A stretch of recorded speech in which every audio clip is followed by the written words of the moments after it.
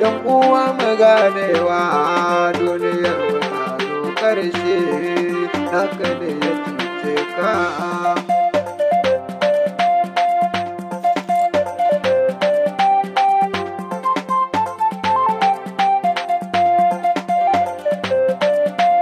Al'amuran suna ban tsoro naka ne yake yaudara ka ce zai yi kam domin ba hula a cikinta.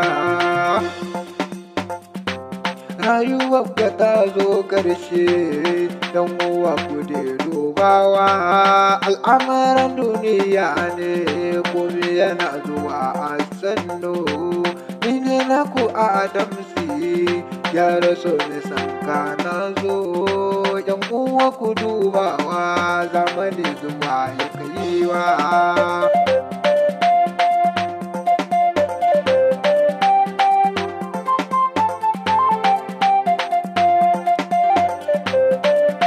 Zamani yana yin nisa yan uwa muna lalace al'amarin fa ba daɗi kam duniyar mu ta zo ƙarshe.